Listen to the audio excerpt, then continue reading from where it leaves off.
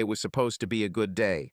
A perfect day for a long run on the beach, a hot shower, and then cozying up to watch the college football that filled the weekend airwaves. The morning game would feature San Diego State, and USC would take over in the afternoon. The plan was simple, but so enjoyable that the anticipation was energizing even before the day began. I laced up my running shoes, worn out but so comfortable, and breathed in the fresh morning air, scented with salt and the faint tang of the eucalyptus trees that lined the alleys. Walking out the back door of the house, I immediately felt the softness of the sand under my feet and the light breeze that gently ruffled my hair. Heading south, I enjoyed every step. Every breath was full of invigorating freshness. Jogging on the beach is a special pleasure. The wet sand slightly springs underfoot, giving a feeling of lightness, and the sound of waves crashing on the shore sets the rhythm. The morning landscapes of La Jolla lazily stretched past me, spreading palm trees, their leaves rhythmically swaying in the wind, rare passers-by brushing the remnants of sleep from their faces, and a few surfers catching the first waves. In the distance, yachts could be seen bobbing on the blue surface of the ocean, and on the horizon the sky still held delicate shades of pink and gold after dawn. At the 5-mile mark, I paused briefly to enjoy the view of the ocean, where the sun's rays shimmered on the water's surface like thousands of tiny mirrors. Then I turned around and ran back, feeling how the run gradually cleared all unnecessary thoughts from my head. It was akin to meditation body movements, rhythmic breathing, the sound of the ocean. With every step my thoughts became lighter, the worries of the past work week seemed to dissolve in the sea air. By mile 8, I felt absolutely at peace. There was only silence in my head, and even slight fatigue seemed pleasant. La Jolla is something special this time of year. While half the country was bundled up in down jackets and clearing snow from cars, I was running along the beach in shorts, enjoying the sun and freedom. Such a contrast made every minute of this morning feel especially valuable. I quickly took a hot shower, which washed away the salty beads of sweat and traces of sand from my run. Feeling energized again, I got dressed. Light, well-fitting trousers, a soft polo that barely touched the skin, and a pair of comfortable, slightly worn boat shoes that always helped out on weekends. Taking a quick glance at my reflection in the mirror, I was pleased everything looked simple, but neat. Ready for a Saturday relaxation, I headed to one of my favorite places, Tequila Joe's. As I approached the door of Tequila Joe's, a familiar noise immediately enveloped me. The clinking of glasses, the mixed voices of visitors animatedly discussing matches, and the muffled shouts of commentators from televisions installed in the hall. As soon as I walked in, I saw that the San Diego State game was already on the screen, and the team was leading by 1 touchdown. This brought a slight smile to my face. It was going to be a good start. I've always liked this place. Its atmosphere could be called homely and lively at the same time. The center of attention, of course, was 4 large televisions, each of which showed a different game. Football passions captured everyone who was here. But it wasn't only sports that attracted me here. The food at Tequila Joe's was great, from juicy burgers to perfectly seasoned tacos, and always a cold beer or margarita to go with it. And of course, the atmosphere would be incomplete without the waitresses friendly, smiling, and always attentive. Among them, Margot held a special place in my heart. It was impossible not to notice her. Petite, with golden hair that fell in curly strands over her shoulders and eyes full of fun. But the main thing is her smile. Warm, sincere, she could melt the ice even on the darkest day. She was young, perhaps barely 20, but she had so much charm and sincerity that seeing her smile was a real release for me. I never felt anything other than warm sympathy for her. The age difference was too big, and I didn't build any serious intentions. However, every little, "Hello, how are you?" accompanied by the feeling that this day would get a little better. Just seeing her made my weekend brighter, adding a touch of comfort and joy to it. I spent many Saturdays and sometimes Sundays here, immersed in the atmosphere of sports and leisurely enjoying life. This corner became for me not just a place to watch football matches, but a real refuge where I could leave all worries and just enjoy the moment. San Diego State dominated, moving well and scoring points. The defense did a good job, too. My lunch, chicken salad, was a thing of the past, and I had just ordered my second beer. San Diego State was preparing for another touchdown when he entered. I didn't notice him, but he noticed me. He walked straight to my table. When he approached, I was surprised to recognize him, and then he spoke the words I hoped never to hear again. "Hello, Father." These words shocked me. They once brought joy, but those days are long gone. Now these words only cut to the quick. I looked at the guy. Damn, he's not a boy anymore. He is already an adult. It's been 5 long years since I last saw him. When I left, he was just starting to shave. He's grown up. He became mature and gained muscle mass. He was now a young man. "Hi, Robert," I said. "Explain why," he hissed. I had rehearsed hundreds of times, looking at hundreds of sunsets, what I would say if this meeting ever happened, but now I couldn't remember a word. I looked at Robert. His eyes burned with anger. He stood with clenched fists and his knuckles turned white. I realized that if I stood up, he would probably hit me, so I stayed seated. I felt truly sorry for this guy. I didn't want to hurt him. Damn it, I've already hurt him enough. It must have been very difficult for him and his brothers the last 5 years. I said the only thing that came to mind the truth. "I'm not your father." "What?" he said. "I think you're asking why I left you, your brothers, and your mother 5 years ago. The answer is that I am not your father." These words stunned him, confused him, and he unclenched his fists. His face showed confusion, and I realized that my answer had shattered his world. The missing pieces began to fall into place. I stood up and sat him down on a chair. Looking at him, I saw his world crumbling, just as mine had once collapsed. I called Margot and ordered a couple of glasses of beer. I once dreamed of exactly this, sitting and drinking beer with my son, but it was not at all what I imagined. "How? What?" That was all he could say. I looked into his eyes and began. "I'll start from the very beginning. It was the first day of school when I met your mother. This was the second lesson laboratory work in natural science. She had just moved to Denver from Oklahoma and was a new student. She was the last one to enter the office, and the only empty seat was next to me. Nobody wanted to sit next to me because I was known as one of the smart guys. The children didn't interact with the smart guys, and they certainly didn't want to sit next to them. Sandy, brand new, found herself in this position. I was in seventh heaven. She was the most beautiful girl I've ever seen. She was tall, slender, and blonde, a combination that always made my heart beat a little faster. Her figure was distinguished by natural grace. The thin lines of her silhouette were emphasized by a slight carelessness in her posture, which gave her a special charm. Her hair, light and soft, like the finest silk, fell freely over her shoulders, reflecting the light in its delicate texture. When she entered the room, the gaze was involuntarily drawn to her, as if she were a magnet radiating warmth and lightness. Her sweater, simple but perfectly fitting, accentuated the lines of her figure. He hugged her small, neat bust with a grace that was impossible to miss. It seemed that every detail of her appearance was thought out by nature itself to cause delight. She looked elegant and simple at the same time, without unnecessary pathos or pretentiousness. But the real magic happened when she looked at me. Her eyes, deep and sparkling, seemed to speak more than 1,000 words. They radiated kindness and slight curiosity, as if she had noticed something special at that moment. And then her smile followed, soft, warm, so natural that the whole universe was hidden in it. It was not just a smile, it was a light that broke through the wall of my skepticism and melted the ice in my heart. From that moment, I was captivated. It was not an immediate shock or blinding feeling, but rather a quiet but profound awareness that in her presence, something inside me had changed. It was ease, it was comfort, it was a spark that ignited something new in my soul.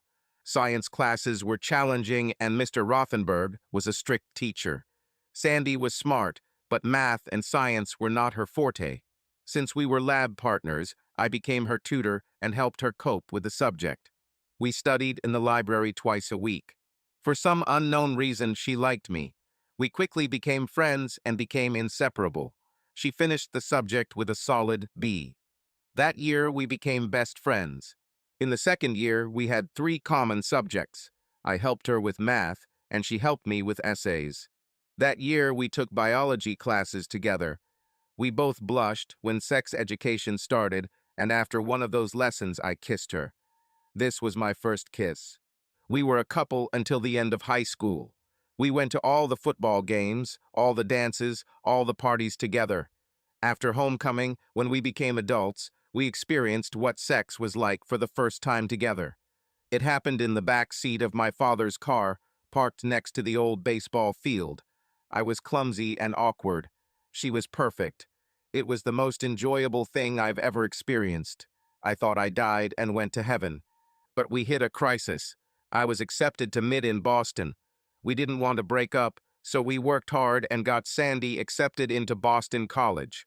We spent a wonderful summer together. In the fall, we packed up and moved to Boston. We rented a small apartment near her college, and I went to Cambridge for classes. I had a scholarship to cover my tuition, and we took out a student loan to help with Sandy's studies. Our parents helped pay for rent and food. We were young, in love, and happy. My studies were difficult. I had to study every night and often on weekends. A lot was expected of us, and I wanted to be the best in the class. Sandy did not have such a busy schedule or commitment to her studies. She went to college to get her degree, be with me, and enjoy life. We were in love and made love whenever possible. This is where your mother developed her love for community. Sandy developed a close group of friends, both girls and guys. I didn't attach any importance to it then. She liked to be the center of attention and interact with everyone. She was always very friendly. Every summer we returned home, and in the fall we went back east. 4 years flew by quickly. I graduated with a degree in aerospace engineering, and Sandy completed her undergraduate degree in history. We moved back to Denver, and our parents threw us a great welcome home party. All our friends came.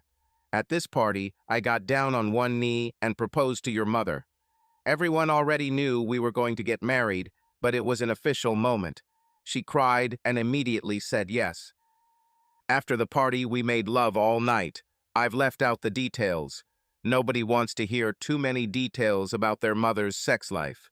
Before I graduated, I sent out my resume and met with several companies at job fairs. After receiving my diploma, I started looking for a real job. I had several interviews and received offers, but they involved moving. Sandy and I wanted to stay in Denver. She wanted to be close to her friends and family. Telluride Technologies made an offer to me in their aircraft design department, and I accepted. I started from the lowest position, but quickly mastered the processes and became a team leader. We had a contract with Boeing, and we were working on their projects.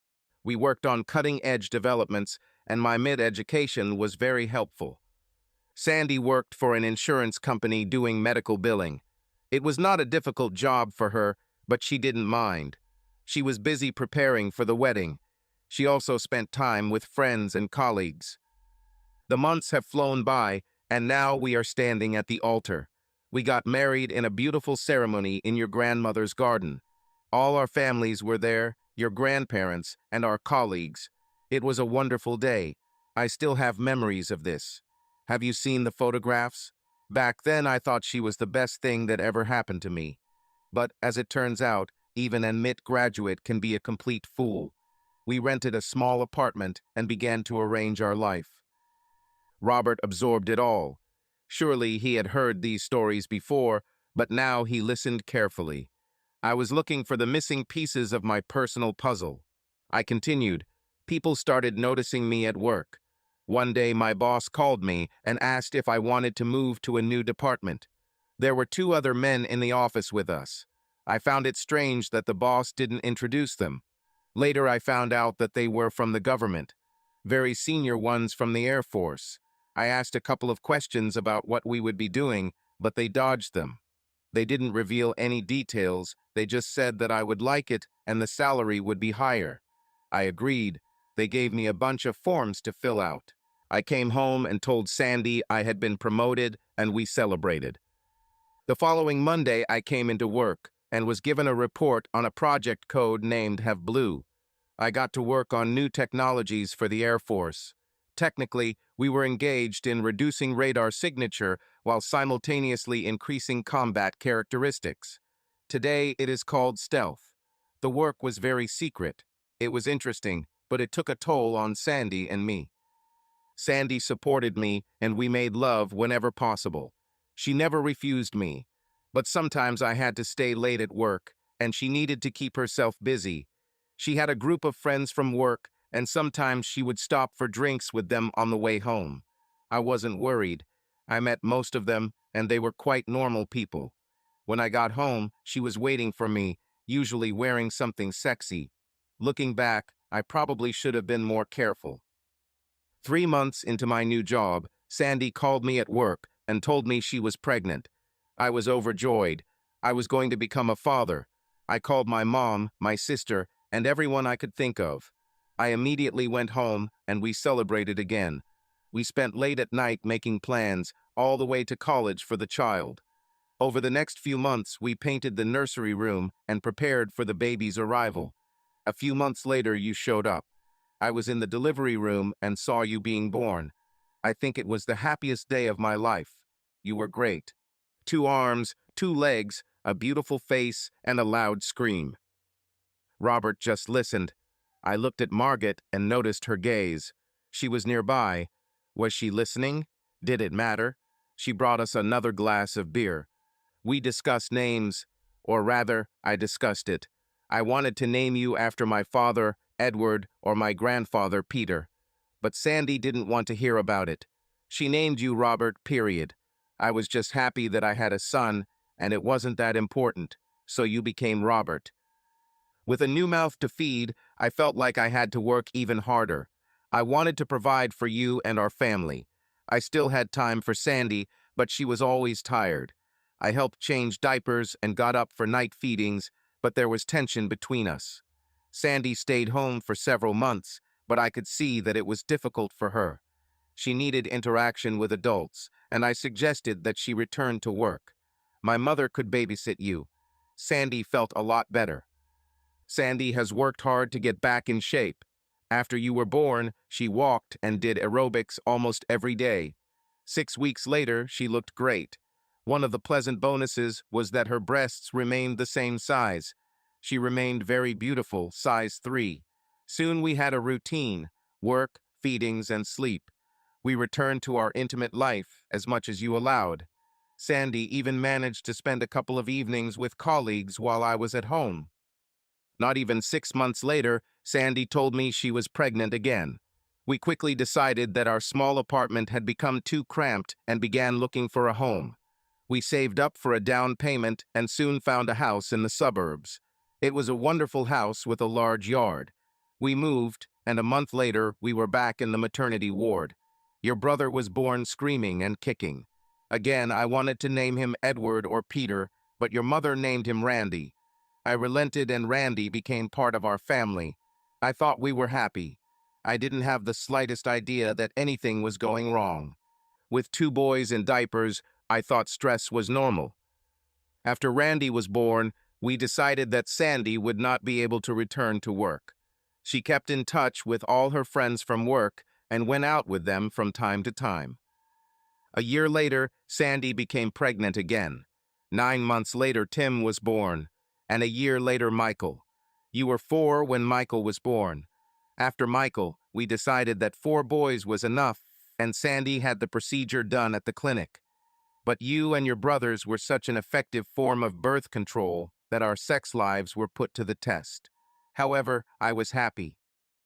We quickly realized that our house was too small again. We started looking for a new one and found one in Aurora. It was a great house with a big yard with plenty of room for all of you and your toys. I started to notice something about Sandy. For example, she never called you our boys. She always said her boys. I chalked it up to maternal pride, but it still bothered me. Another thing was that she belittled my work and me. When we would go to her social events, she would say that I was just drawing airplanes. I didn't correct her so as not to embarrass her in front of her friends, And besides, my work was secret and I couldn't discuss it. But it still hurts. My job was very stressful. I was leading my team in developing a new stealth fighter. Conflicts were brewing in the Middle East, and the Air Force demanded maximum efficiency. My team copped. The bosses were pleased and rewarded us with new tasks. But despite all this work, I never missed a single Little League game. I even coached a couple of your teams and enjoyed every hit. This in itself was not easy. With 4 children, I was torn apart. When Michael went to school, Sandy had a lot of free time. My salary allowed her not to work. And then she found another activity volunteering. She has helped with the Breast Cancer Society and the Library Foundation. She found something to fill every free minute with and achieved success. She has a new group of friends. Overall, life was good. My stealth fighter flew and amazed the world during the Gulf War. You boys grew up playing sports. Sandy was active in the community and seemed happy. Our life was quite satisfactory. However, I began to notice that she seemed to be jealous of my relationship with you. Now I understand that she sometimes tried to drive a wedge between us. She made our life more difficult. For example, I signed you up for baseball, Randy for football, Tim for volleyball, and Michael for music. I never understood why each of you needs to play a different sport. And Michael with his music was talented. I don't have a single musical streak, and neither does Sandy. But Michael was a real talent. I don't know where it comes from.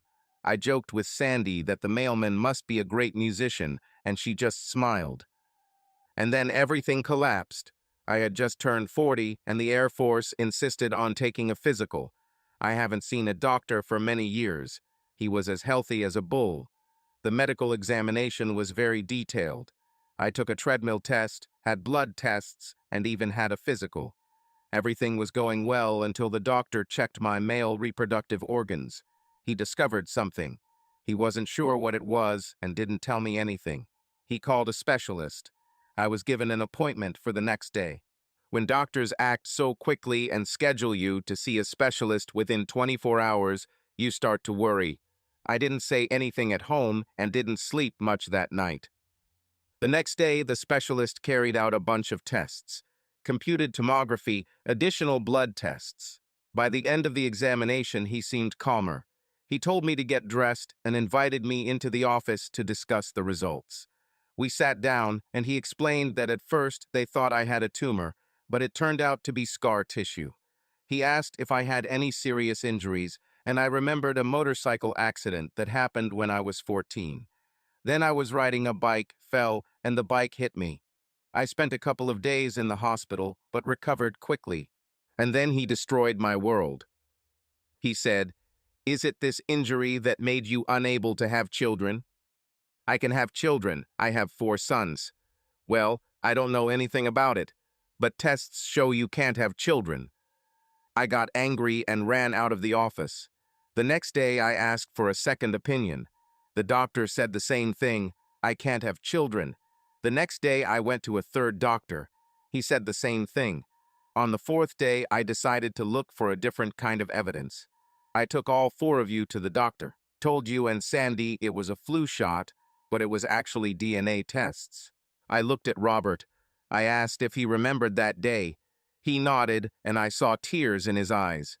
2 weeks later, I had the results. I thought things couldn't get any worse, but it got worse. It turned out that you are all not my children. Moreover, each of you had a different father. I was devastated. I went to the nearest bar and just sat down. I thought about it. I had many questions, but not a single answer. I tried to remember any clues, hints, but found nothing. My whole family life turned out to be a lie. Who was I married to? When? How?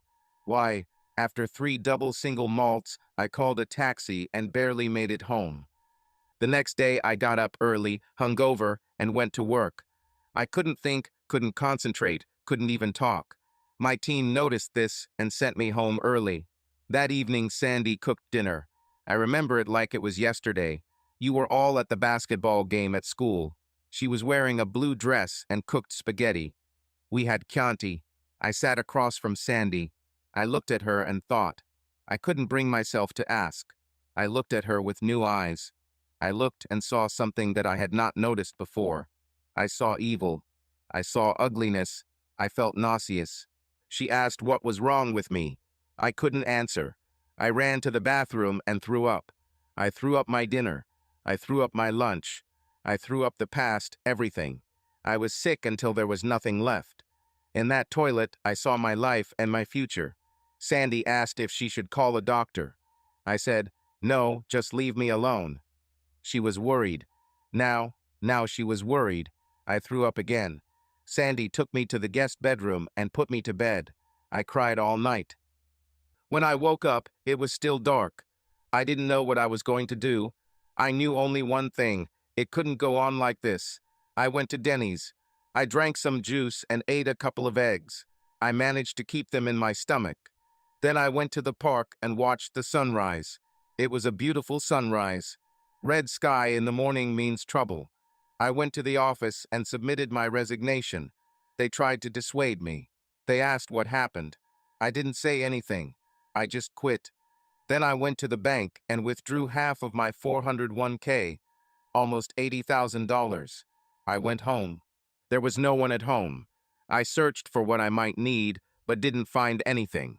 There is nothing left for me here anymore. I wrote a note and left it on the table. There was only, "I know everything." Then I got into my pickup truck and drove away, leaving the house, your house, for the last time. On the highway, I wondered where to go. I looked up at the clear blue sky and saw a hawk. He was flying east, and I turned east. I don't remember if I thought about you boys or even Sandy. All I wanted was to escape the pain. I hardly remember the first days. I didn't stop until I got to the Atlantic Ocean somewhere in Maine. I remember almost nothing about the trip to the east. I think I threw all my credit cards in some river and only paid in cash. The first thing I remember clearly is the ocean. I looked at Robert and continued. When I got to the ocean, I just sat and looked at its vastness. To this day, my clearest memory is of me looking out at the ocean, wondering how far I can swim before I give up. How long will it take until the waves take me and erase the pain?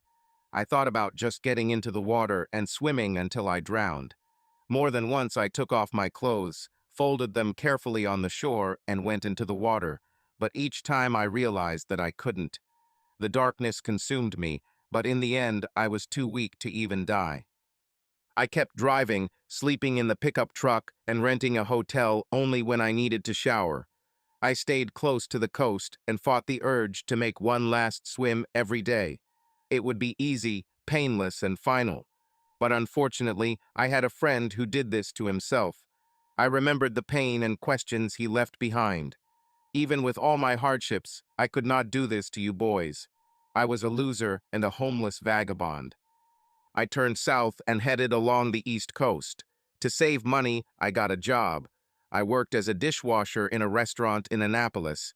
I stayed there for a while and then moved on. A couple of weeks here, a month there. I worked as a cook, a waiter, even a trolley driver at Disney World for a couple of months. While I was working at an auto repair shop in Atlanta, the FBI found me. Feds don't seem to like it when people with top secret clearances just disappear. I worked at a place called Al's Brakes. Al was a big guy, a typical mechanic. He always wore a dirty shirt with Al written above the pocket and chewed an unlit cigar in the corner of his mouth. After a couple weeks of work, I came in one morning and Al greeted me at the door. He said that some guys wanted to see me and took me to his office. Two agents were waiting there. When I saw them, the fear and pain returned. I thought they would take me away. I wanted to leave, but before I could turn around, one of them spoke. "It took us a long time to find you, and we really don't want to do it again. Please sit down." I thought they probably had weapons, so I sat down. They never gave their names. Then, in typical government fashion, they started asking questions. Better to say, it was a real interrogation. I had dealt with the feds and security checks more than once, so they didn't scare me as much as they used to. They asked what happened and why I left. I replied that I had a conflict with my wife, and I could no longer live with her. After some back and forth, they left it as is. The taller one said that they would inform the government that they had found me. I asked if they would tell my wife, and he replied, "No, we are not interested in your wife." I was sure they knew the reason why I left. They reminded me of my confidentiality agreements and hinted at standard threats. I thanked them, and they left. On the way out, the shorter agent turned around and said, "I understand. I'm sorry." I saw the pain in his eyes. I nodded without saying anything else. When I returned to work, I started repairing brakes. I guess Al didn't trust me anymore after that visit, and I left after a week. I always assumed the feds were still keeping an eye on me, and every now and then one of them would show up to see if I was spilling any secrets. But I was too immersed in my problems. I hardly talked to anyone. I can't remember a single significant conversation since I left. It was impossible to talk to anyone or share their secrets. I was broken. I think people saw that and left me alone. I spent about a year on the East Coast and then headed west. New Orleans, Houston, Kansas City, Phoenix, and then the Pacific. I worked part-time somewhere. I was thinking somewhere, cried a lot. I tried to remember anything from the past that could explain what was happening. Any phrase, any hint, someone. But I didn't find anything. I replayed all our conversations, all the insults in my head. What did I do wrong? I remembered all the good and bad moments. I didn't see anything suspicious. Thought about you boys. Missed you. But I couldn't meet you knowing what I now knew. By the end of the second year, the pain became slightly less. I only cried in the evenings. Sometimes I even found 10 minutes of peace. I began to connect events from the past. Sandy had a colleague named Robert. I met him a couple of times. Bastard. I never loved him, although at the time I couldn't understand why. There was also a colleague named Randy. Same story. She had a close friend named Susan, and I remembered that Susan had a boyfriend named Michael. I remember Susan saying he was a great guitar player. He played in some rock bands. Each new memory killed me little by little. The facts were revealed, but the reasons never became clear. Did she do this on purpose? Why such names? I was in hell. On the West Coast, I began to find a new peace. I realized that I loved watching the sunset over the ocean. Every evening, I found a place, sat and looked at the waves and the sun until it got dark. I've seen hundreds of sunsets. Each one was special. Everyone gave me time to think and remember. I felt like I was starting to heal. I may never know the reasons. One day, I found myself in Seattle. I was working as a waiter in a family restaurant when everything changed again. Two guys entered the restaurant. They looked like typical nerds with pen pockets on their shirts. They laid out a drawing of the plane. I took a quick look. It was a small business jet. While I was taking the order from them, I took a closer look at the drawing. They placed the order, and I said, "Your air intakes are wrong." "What? If you change the air intakes, you can increase engine performance." "How do you know?" asked one of them. "Just a guess." I took a napkin, put it on the drawing, traced the engines, and changed the air intakes. Then I pulled out a piece of paper and did some quick calculations. Just by changing this, you will increase productivity by about 23%. They were shocked. "And the chassis is also wrong," I added and went to serve water at the fifth table. When I brought them lunch, they were silent, but they left a good tip. The next day, I was waiting tables again. There were a lot of people on lunch break, and I could barely keep up. One man in a suit came in and sat down in my area. I brought him iced tea and asked him what he wanted to order. He pulled out a drawing. I noticed that my air intake changes had been made. "Did you do this?" he asked. To him. "You said that the chassis is also wrong?" "Yes." "Can we talk? Are you going to order something?" "Your changes will increase productivity by 22.7%. Your calculations were very accurate. Apparently, I've lost my skill a little." "Can we talk?" "Not now, I'm busy." "What about later? This is important." "Okay, I finish at 4. Be here then." At 4 o'clock, he was waiting at the door. He introduced himself as Brad Linsky and asked about my background. I told him that in another life I had done a little work with airplanes. He wanted to know more, but I didn't add anything. We discussed the chassis. Then he sorted everything out. He and a couple of his partners were developing a new business jet. They had funding and solid orders as soon as the aircraft was ready. With my modifications to the air intakes, the project could become profitable. They wanted more of what I had to offer. I said I need to think about it. I wasn't sure if I was ready to go back to my old life. I thought for a long time, more than a week. Will my past come out? Will this be a problem? Am I still in pain? I sat on Pike's Pier and watched the boats come and go. I watched the sun set over the strait. The next day I called Brad. He met me at the restaurant and we were taken in a limousine to the airport. An hour later, we were aboard a Citation jet bound for San Diego. On board, I looked at the blueprints of their business jet and made a couple more suggestions. Brad wrote everything down. I told him about my experience designing airplanes. There was no talk about my family life. We met with lawyers in San Diego, drew up a contract, and soon I was already a partner. My ideas were included in the airplane design, and some of them were sent to the patent office.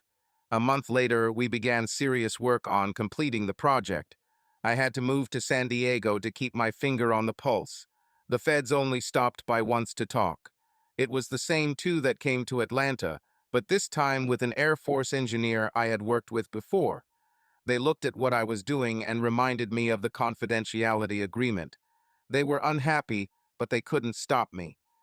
The work was going well, and then Airbus called. They wanted to use my ideas in the next generation of passenger aircraft. Then Boeing called. We licensed the systems, and the money started coming in. Each aircraft built brought us significant royalties. A year later, I bought a house on the beach, and now I can watch the sunsets every day from the backyard. I realized that getting back to work, doing something I loved, and feeling like I was needed helped me get my life back. I've been here for almost 2 years now.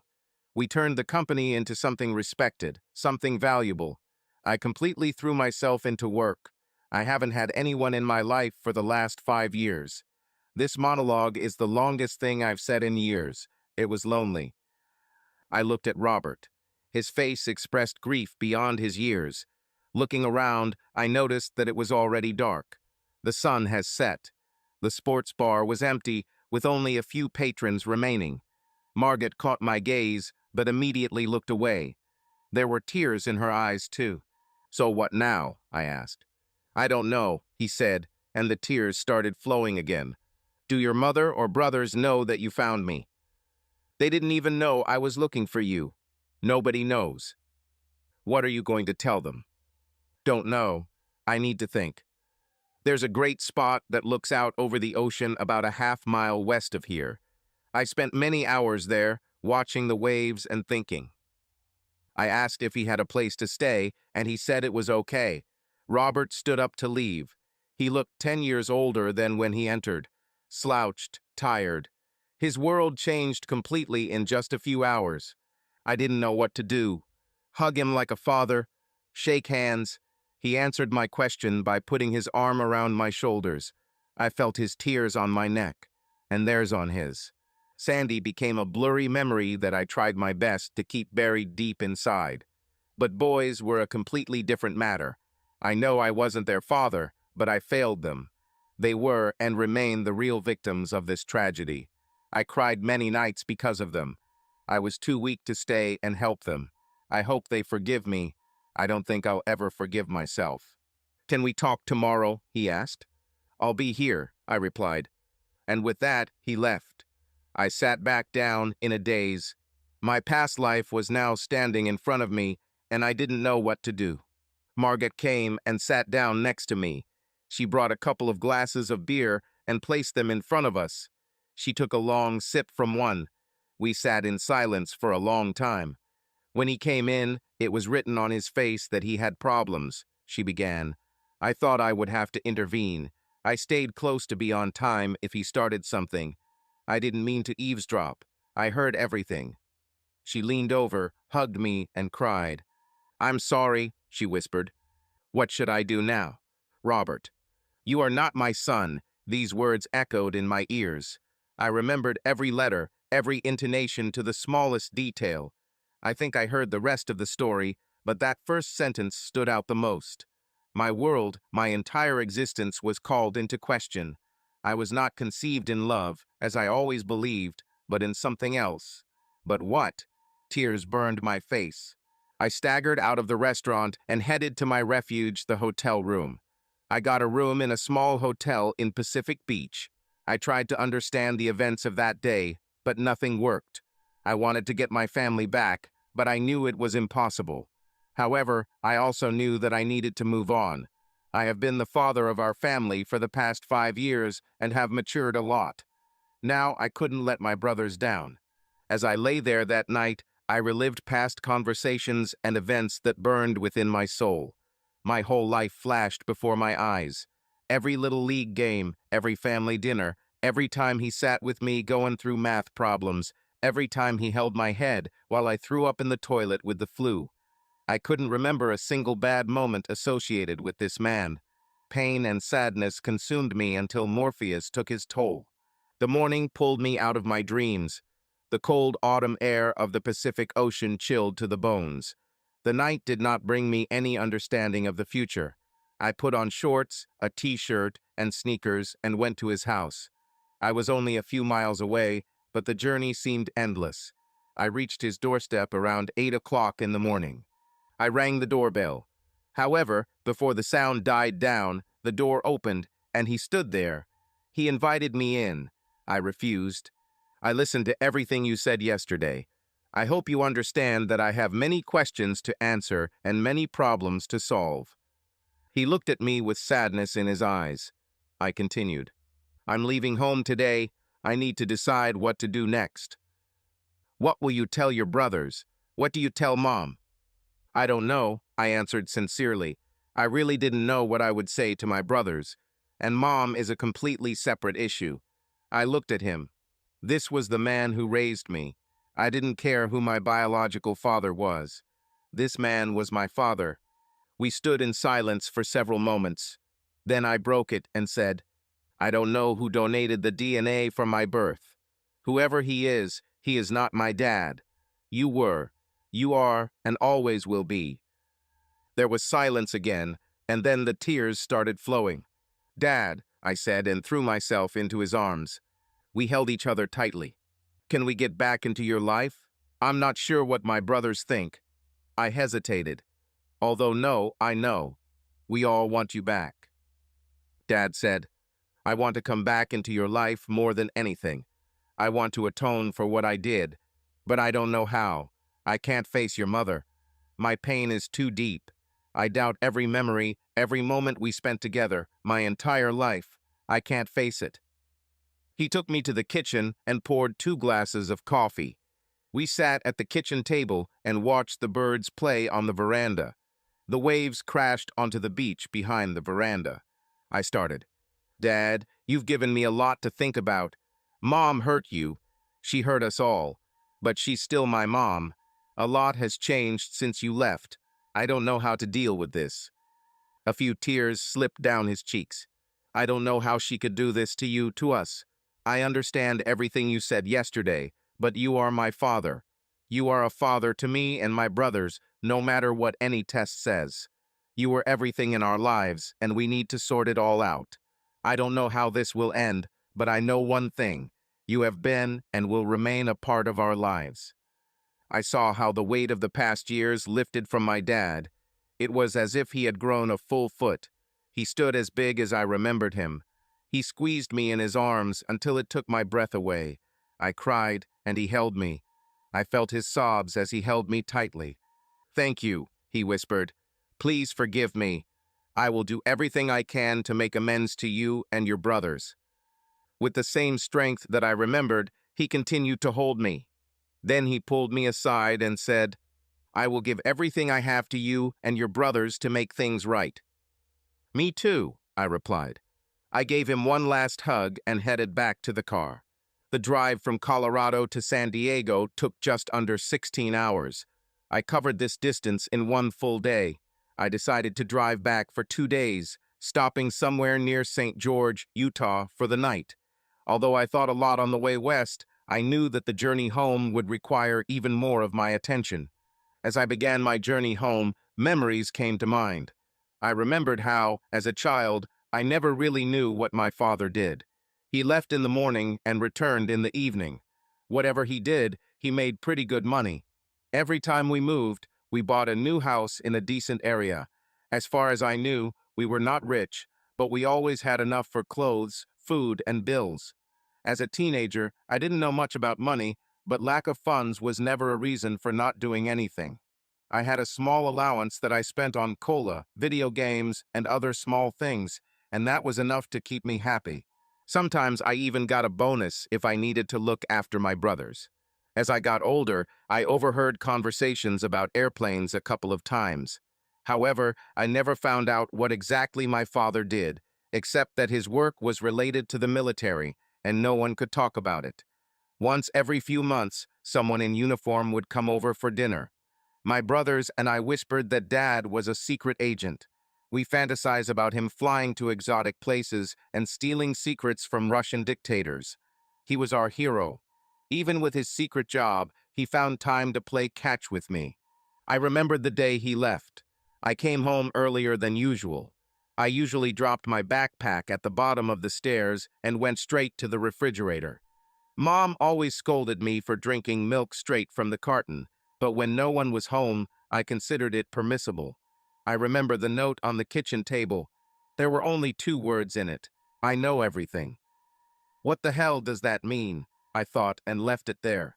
My parents were due back in a couple of hours, so I turned on the TV and started watching a taped episode of The Simpsons. Half an hour later, I went upstairs to do my homework. Randy and Michael returned home and went out into the backyard to play. They didn't have as much homework as I did. Tim used to go over to a friend's house after school and burst home like a tornado around dinner time. I was sitting in my room when I heard a scream. It sounded like the dying cry of an animal. I ran downstairs and found my mother on the floor, clutching a note to her chest. She sobbed inconsolably. I asked what happened, but she was too upset to answer. She looked like she was in extreme pain. I don't think Randy and Michael hurt her. They were probably far back in the yard. I helped my mother up and took her upstairs to the bedroom. I didn't know what to do, so I just held her while she cried. She hugged me back. I don't remember a single articulate word. After what seemed like an eternity, she calmed down enough to let me go. I laid her on the bed, and she just moaned. She grabbed her daddy's pillow and curled up around it. I didn't know what to do, so I quietly left the room, closing the door behind me. I returned to the kitchen and met Randy and Michael. "Where is Mom?" Randy asked. "She's upstairs. I think she's not feeling well," I replied. "What's for dinner?" Randy continued, clearly not caring about his mother's health. "Don't know." "Let's wait for Dad. He'll figure it out," Michael added. We waited for about an hour. Randy and Michael took out their Xbox and started playing against each other.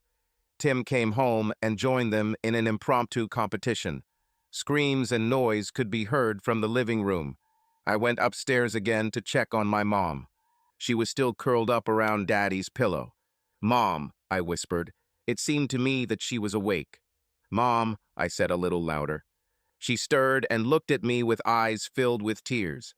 "When will Daddy be back to cook dinner?" I asked. I saw more tears begin to roll down her cheeks. "He had to leave for some time. Can you be the man of the house today and make macaroni and cheese for you and your brothers?"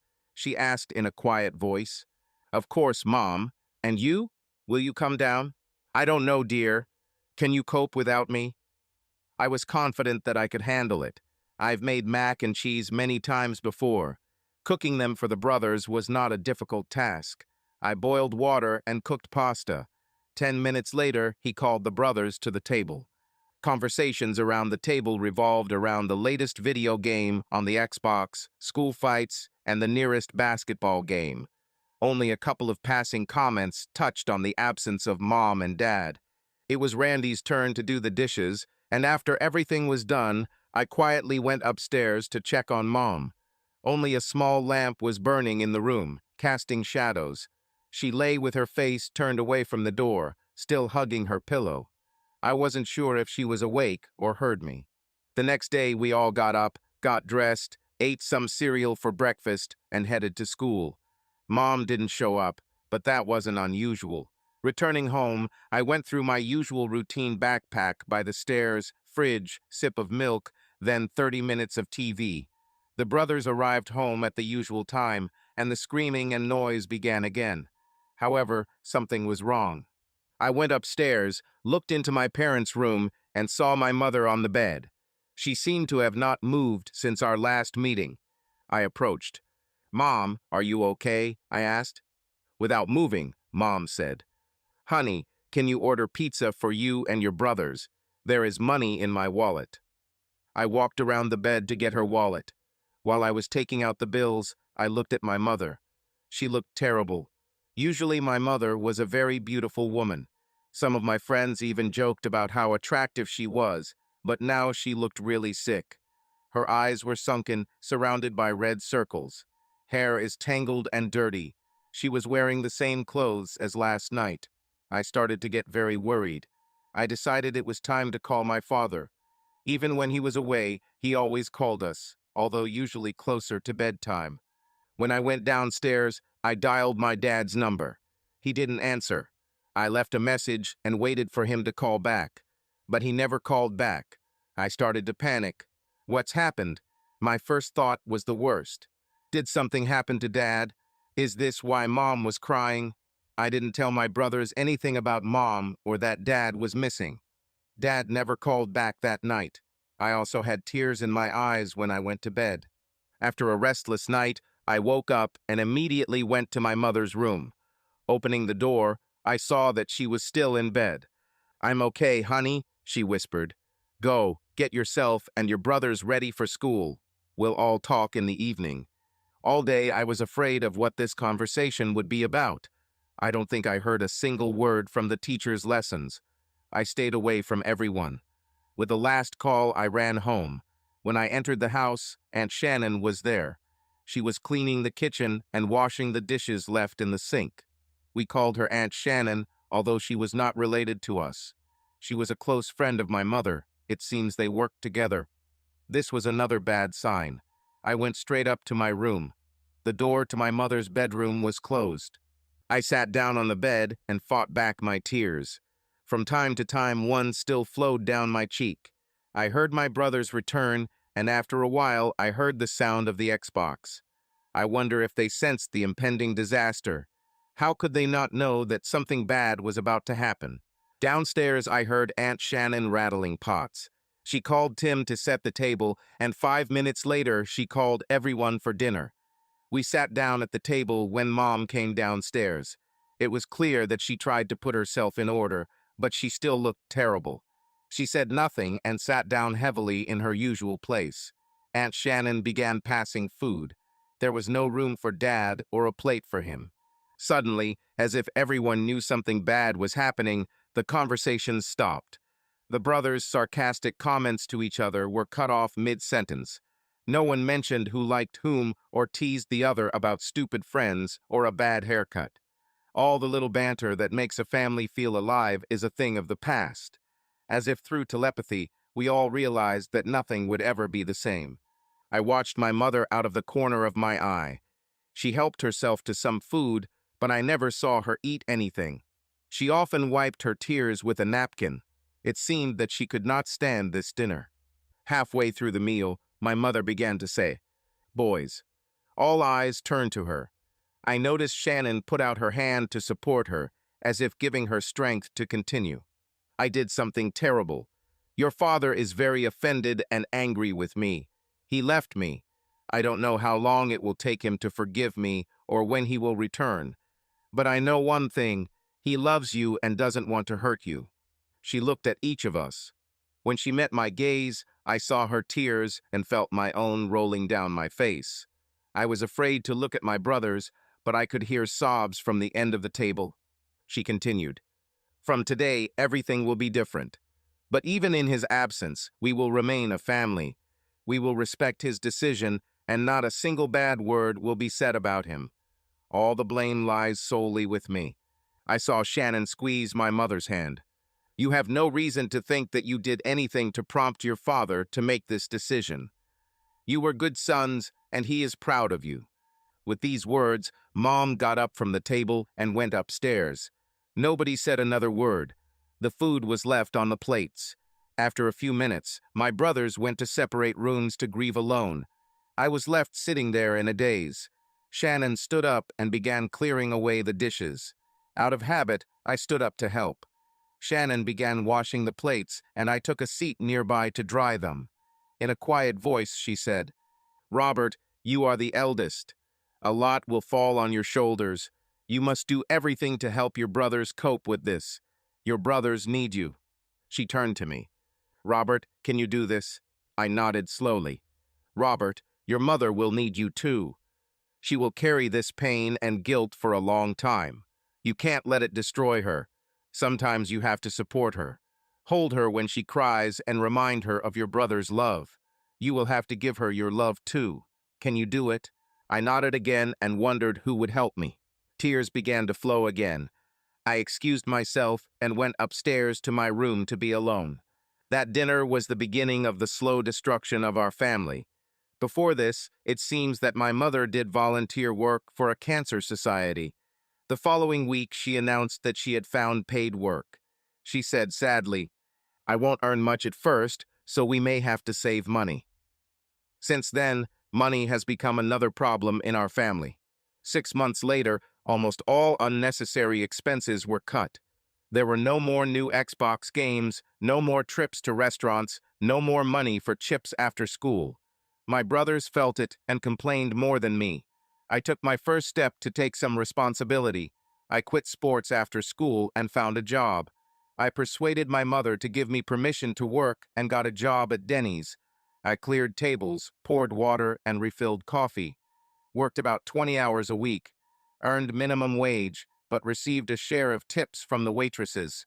I split the money with my brothers, giving each about $30 a week. This softened the blow to their normal life a little. But the problem was not only about money. Soon our family began to be consumed by guilt, which each of us expressed in our own way. For some reason, my brothers decided that their actions were partly to blame for the fact that Dad left. If I hadn't gotten that D in math, if I hadn't made a mistake at shortstop, I wish I could tell him how much I love him. Each of us found hundreds of reasons. Unfortunately, me too. Randy threw himself into his studies. From that day on, he never brought home a grade lower than an A. He once admitted to me that if Dad ever came back, he wanted him to be proud of him. Tim did the same with sports. He came to practice early, trained harder, and was the last to leave. For this, he was rewarded with starting spots in football, basketball, and baseball. By his freshman year in college, he was already the best player in the conference in 2 sports and was on his way to becoming an All-American. But such dedication to the sport had its price. Despite his attractive appearance and status as a sports star, he never had a girlfriend. He simply didn't have time for this. Michael was a different story. For the first couple of years, he played his guitar. He locked himself in his room and practiced songs he heard on the radio, and he played really well. But later, he began to change. He started to hang out with guys who were not known for good behavior. These guys were always getting into trouble and getting into fights. I tried to talk to him, but he just brushed me off. "You are not my master," he once said.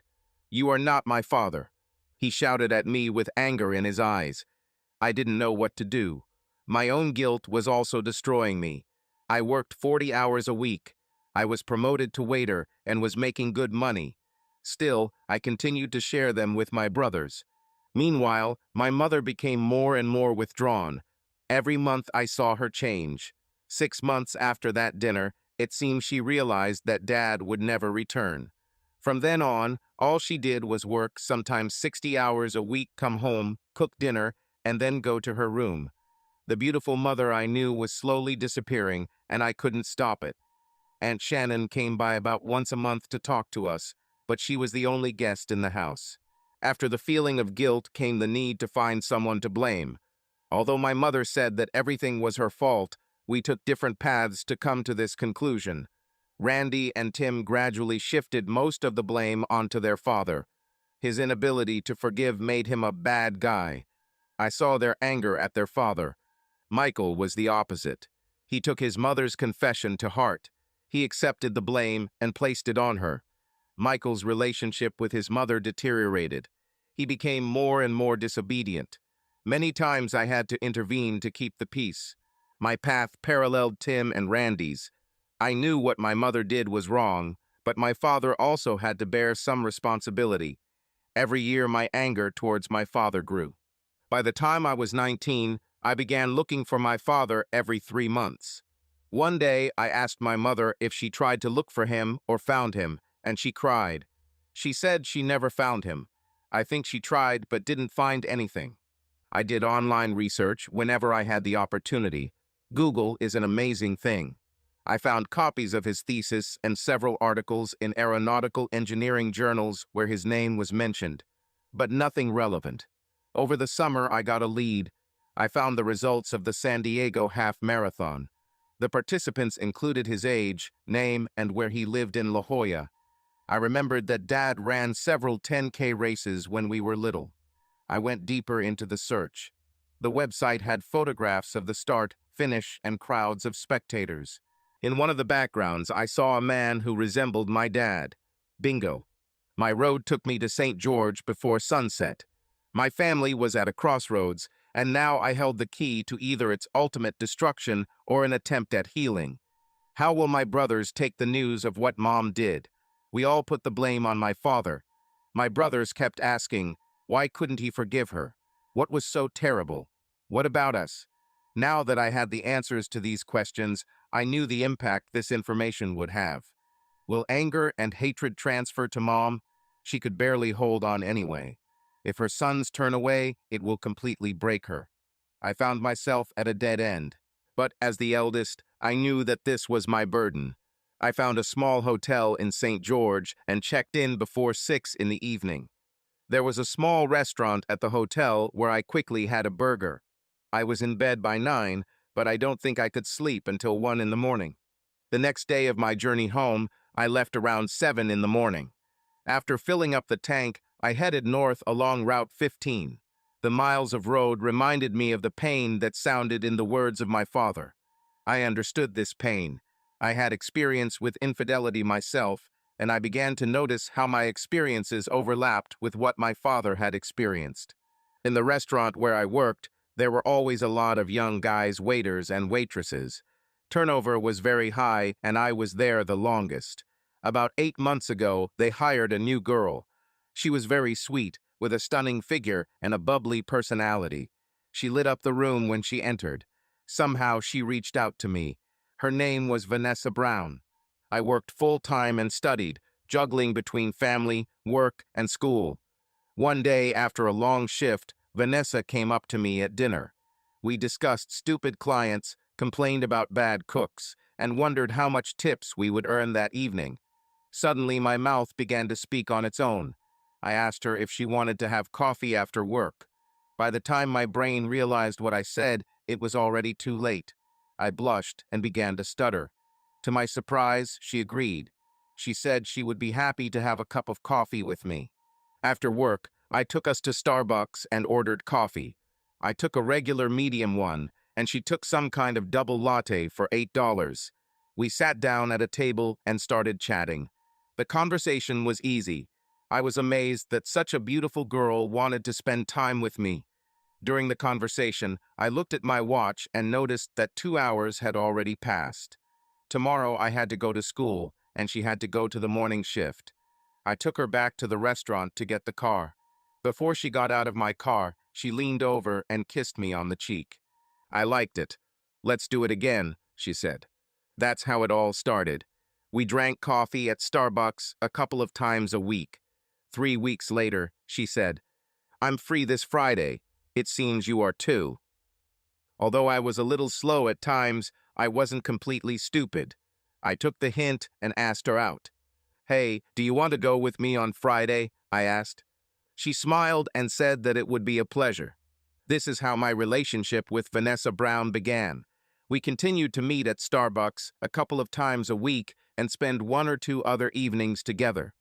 3 weeks later, Vanessa mentioned that her roommate was away for the weekend and invited me over. We continued dating for about 4 months. I think I started to fall in love with Vanessa. On the 5th anniversary of our relationship, I gave her a promise ring. She jumped into my arms and kissed me so hard that I almost suffocated. I was so happy. We had been dating for about 8 months when I was called to work a double shift. One of the waitresses had an emergency, and the manager asked me to replace her. I called Vanessa and told her I couldn't meet her, and she took it in stride. 2 hours later, that girl came running to her shift, saying that her problem had been solved and asked to work the remaining shift, since she really needed the money. I agreed, changed clothes, and decided that I would have time to stop by Vanessa's house, so that maybe we could go out somewhere together. Vanessa lived in an apartment on the 2nd floor. Climbing the stairs, I passed her window. Through a gap in the curtains, I saw Vanessa kissing Peter Joyner. Peter was the morning manager of our restaurant. I was destroyed. I knocked on Vanessa's door. She opened it and gasped when she saw me. She was clearly confused and began muttering something about how she didn't expect to see me. Calmly, I said, "I understand that I was supposed to be at work, but I canceled my shift. I also understand that you have found something else to do. I won't force you to change your plans, but I will ask you to return my ring to me. I don't want you to use my ringed hand to please Peter Joyner." I took her hand and removed the ring. "It was nice to meet you. Goodbye. If we ever cross paths, pretend you don't know me, and I'll do the same." I returned home and went to bed alone. The next morning, I went to San Diego to follow the leads I had on my father. Looking back, I realized that perhaps I was like my father, running away from betrayal rather than facing it. I got home from San Diego around 6 p.m., just in time for dinner. Mom called everyone, and we sat down at the table. Conversations went on, questions were asked. Tim asked about my vacation to San Diego. I lied and talked about the zoo and SeaWorld. I mentioned the schools there and said they would be great for Randy and Tim. I looked at Michael. I looked at Randy, and he just shrugged. I don't think my mother noticed our exchange of glances. Mom asked about Vanessa. I told her what happened. When I got to the moment with the ring, my mother burst into tears and ran out from the table. "Good job, dude," Tim said. The conversations continued. I looked back at the table and again wondered what I should say. What could I say? How can a son destroy his mother? I felt like I could hang Vanessa from the highest mast, but could I do the same to Mom? They both cheated, but Mom did the worst thing. She gave birth to children from other men. Now I know what it's like to walk around with an atomic bomb in your pocket. The next day, I decided to wait, think it over, and say nothing. Meanwhile, life went on. Randy went to a local college. He received several scholarship offers, but did not want to move too far from us. Tim was in his last year of school and was looking for a university. I got an idea. The next day after school, I approached Randy and Tim and suggested they consider the University of San Diego. Randy could transfer there as a third-year student, and Tim could enroll as a first-year student. They could live in the same dorm. Given Randy's grades and Tim's athletic success, I was confident that they would be accepted. They considered the proposal, but were hesitant. San Diego is a long way from Mom, Michael, and me. I assured them that we could handle it. Tim quickly agreed, but Randy still had his doubts. Tim and I continued to convince Randy. We printed applications and university brochures. But the more we pushed, the more Randy resisted. Things came to a head on Friday night. We were sitting in Tim's room, working on his statement, when Randy exploded. "I don't understand why you're so insistent on San Diego," he said. "This is an excellent university. You two will do great there and have each other," I replied. But Randy was no fool. "Why don't we go to the University of Colorado, so we will be close to you?" I tried to remain calm. "No, San Diego will be better." "This is stupid," Randy shouted. "I think we should stay in Colorado. Tell me, why should we go to San Diego?" I realized that the time had come. Because Dad is there, I whispered. Silence. There was an expression of complete shock on their faces. Is Dad in San Diego? This was followed by questions. How do you know? Did you talk to him? They bombarded me with questions. Where is he? Have you spoken to him? Did you find it when you went to San Diego? Why did he leave? Can I talk to him? I saw tears appear in their eyes. I tried to calm them down and answer some questions. I found several clues on the internet. They brought me to San Diego. After I had a fight with Vanessa, I got in the car and drove there. I found him and talked to him. He misses us. Since then, we have kept in touch. I asked him about you too, and he said he would help you if you went to San Diego. I felt I had to add a warning. Mom shouldn't know about Dad. Their separation was very painful for him. What's happened? Tim asked. Dad should explain that, I answered. Randy chimed in. We have to go there. We must see him. Let's plan a trip to San Diego and a university tour. Winter holidays start in 3 weeks. We can go then. Mom accepted the idea of Randy and Tim going to the University of San Diego, but I think she saw this as a step toward the final disintegration of our family. I tried to support her, and that helped a little. Michael was another victim. I was sure he wasn't taking Randy and Tim's departure well. I monitored his progress. His grades and attendance were falling. The enthusiasm in the house was infectious. Randy and Tim were planning their trip. Secretly, they were just as excited to meet Dad. Judging by our letters, Dad was also excited. We discussed what he would tell them, but he never made a decision. Mom was worried about her sons and offered all her support. Early Saturday morning, we packed up Mom's car. Be careful, boys, Mom said, hugging them, and returned to the house. Michael and I hugged them. I said, be careful. The road ahead is full of unknowns, bumps, and blind turns. Drive slowly. They both understood what I meant, and with that they left. They called every couple of hours to let us know how the journey was going. We tracked their route. I assumed they would reach San Diego around midnight. At 12:30, they called saying they had arrived. They checked into the hotel and planned to call in the morning. Mom and I wished them good night. What I knew, but my mother did not know, they lived with my father. The message I received was that it would be a long night for my brothers. They sounded excited and happy for the next 3 days. San Diego is a great city, and the university is the best. They said they had met someone who could help with their applications. I couldn't talk to them alone, so I didn't know what exactly Dad told them. They got back on Thursday and returned home by 5 p.m. on Friday. We all met them at the driveway. Their smiles were visible even before the car stopped.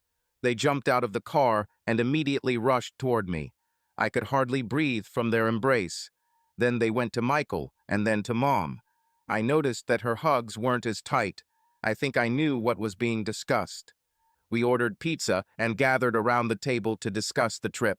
San Diego was an amazing place. The weather is always good, and their applications were already in the university database. Randy and Tim were confident that financial aid and scholarships would cover most of the costs. When the conversations began to die down, my mother, as usual, excused herself and went to her room. Michael also left somewhere. This allowed the three of us, me, Randy, and Tim, to talk privately. They talked about meeting with Dad. He was so happy to see them, and the feeling was mutual. Randy shared what his dad had to say about his breakup with his mom. He told everything. On the way home, the brothers decided not to bring up the topic and not to destroy their mother any more than she already was. They both decided they would move to San Diego immediately after graduating from high school in June. In the months that followed, Randy and Tim prepared to move. Randy graduated with excellent grades, and Tim received the MVP award. In their excitement, they did not notice how Michael became more and more withdrawn into himself, and his mother became weaker. I talked to my mom about him. She was aware and had already tried to help several times. Michael's problems and the impending departure of Randy and Tim were taking a toll on Mom. She looked bad. She had lost weight and her hair became dull and lifeless. Just after Christmas, Michael disappeared for 3 days. The police found him. My mother and I took him to a hospital not far from home. He was required to stay there for 2 weeks. He resisted with all his might. During one of the family sessions, his anger towards his mother became very noticeable. He let it all out. He accused her of kicking Dad out. Mom burst into tears. Each attack from Michael destroyed her even more. I tried to protect her, deflecting some of his attacks on myself, but Michael continued. He accused her of forcing Tim and Randy to leave. He blamed her for everything. Mom bravely took all the blows and said, Michael, you're right. It's really my fault. It's my fault. But since he left, I've been trying to fix it. Michael, you can blame me, hate me, but please don't hate yourself. You have to stop destroying yourself and try to become a better person. Do it for yourself and for your brothers. After this, the session ended. I almost carried my mother to the car in my arms. She was completely exhausted. Now the pain was forever etched on her face.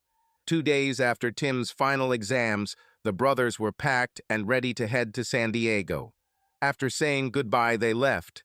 2 days later, they called and said that they had arrived. They rented a small apartment near campus and were very excited. I was sure that they would visit Dad often.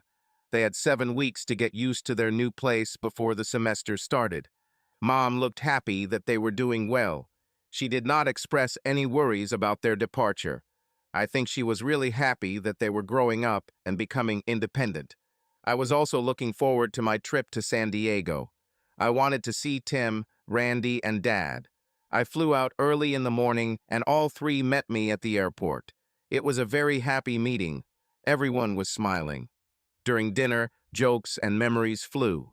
It seemed as if the past 5 years had never happened. It was just a dad and his 3 sons having a great time over lunch. I had planned to spend a week in San Diego, but my mom called me on Thursday. Michael went to the hospital. She asked if I could come back immediately. 3 hours later, I was already on the plane home. I didn't even know that my dad's flight was 2 hours after me. When I arrived at the hospital, I went straight to the intensive care unit. Mom sat by Michael's bed, holding his hand and crying. Seeing me, she rushed into my arms. Robert, I tried to get him to stop. I tried, she sobbed. I know, Mom, I said. We all tried. You go home and get some sleep. I'll stay with Michael. She didn't want to, but I insisted. Reluctantly, she left, promising to relieve me at dawn. No more than 2 hours passed when Dad entered the room. I was shocked. I've been on the sidelines for too long. It's my fault. I have to try to fix this. But how? Dad, I began. I thought about it on the flight home, and I think I have a possible solution. We need to send Michael to professionals, and I think he should be left with his brothers. Is it possible to find a hospital in San Diego? You could help with his anger, and Randy and Tim could help with other aspects. We discussed the idea and worked out the details. Dad could have access to a corporate jet to fly Michael to a clinic in San Diego. There they would work on his problems, and all 4 would attend family therapy. Perhaps, away from his mother, Michael could begin to heal. Dad stayed the night in the hospital room with Michael and me. He left before dawn. He still couldn't imagine meeting his mother. When my mother arrived, I explained the idea to her in San Diego. I laid out the pros and cons, being with my brothers and being far away from us. To my surprise, my mother agreed. She knew of Michael's anger towards her and felt that distance could help heal the wounds. Michael's anger also weighed on my mother. She looked even worse. I'd swear she's lost even more weight since I left for San Diego. Behind the scenes, Dad took care of all the organizational aspects. On Monday morning, Michael was supposed to be picked up by an ambulance to take him to the airfield. He and the nurse were scheduled to board a private jet that would take them to San Diego. Another ambulance will meet them there and take Michael to the hospital. A detail unknown to Mom. Once Michael is settled at the center, the doctors will decide when it is appropriate to introduce him to his father. I thought it was a good plan and hoped it would work out. On Sunday evening, When my mother and I returned from the hospital, Aunt Shannon was waiting for us. The kitchen smelled of freshly brewed coffee, and there were 3 mugs on the table. We sat down at the table to discuss tomorrow and Michael's trip. Then my mother stunned me. "Robert, you should go with Michael. He needs you. You've been his father all these 5 years, and he still needs you." I looked at Shannon and saw agreement in her eyes. It was an ambush. I laid out all the reasons why I couldn't go, but Mom and Shannon rejected every one of them. Mom explained that she could cope at home alone. She assured me that Shannon would be there to help if I needed anything. She laid out the plan in detail. I should have stayed in San Diego, maybe with Randy and Tim. I was granted power of attorney to make medical decisions for Michael. I had to see him through and arrange additional therapy. If and when Michael gets strong enough, I will have to decide whether to return to Colorado. Mom and Shannon estimated it could take up to 3 months. I didn't want to go, but they literally put me on a plane on Monday morning. The private jet could accommodate 1 more passenger, so I sat next to Michael. In the end, my presence really helped him survive the flight. Mom turned out to be right. Michael was undergoing treatment. This time he had to undergo a 27-day course. Randy, Tim, and I visited him often. I discussed his condition with doctors, and we held private meetings. Michael was on the mend. Being in San Diego with his brothers helped him. His psychological balance was restored, and he began to think more clearly. By the 2nd week, we included Dad in discussions with the doctors. We had family therapy sessions once a week.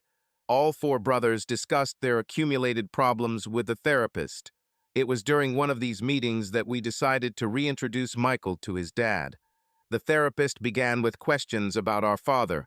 We gave Michael the opportunity to speak. He told how much he missed his father and how hard it was without him. Michael was crying. Randy, Tim, and I also had tears in our eyes. The therapist asked Michael, "If you could tell your father anything right now, what would it be?" Michael didn't even think about it. "I would tell him I miss him. I forgive him for leaving, but I want him to come back. I would ask him to forgive me, my mother, and all of us." With these words, the door opened and Dad entered the room. Michael looked up and saw him. His face became emotionless at first, then recognition flashed, and then joy. He jumped up and ran towards him. "Dad," he repeated over and over. Tim, Randy, and I soon joined them. We hugged him. It seemed that something had switched in Michael. The gloomy, angry madman has disappeared. In his place appeared a happy man, ready to conquer the world. Therapy continued for both Michael and the family. I think we have all solved some of our internal problems. However, no one spoke about the obvious question, what will happen to Mom? Dad clearly still had unresolved feelings for her, and I knew nothing about her point of view. How do we talk to her about this? Is it possible to persuade her to go to therapy to find out the reasons for her actions? How can we tell her what we know and that we found Dad? I kept Mom updated on Michael's progress. I told her everything except the interaction with Dad. She seemed happy. However, I felt a hint of sadness. I thought I might take a short trip home to see how she was coping. Michael and I were in San Diego for about 2 months. I was sure that she would like to see me. I called her and told her I wanted to come home. She said it wasn't necessary.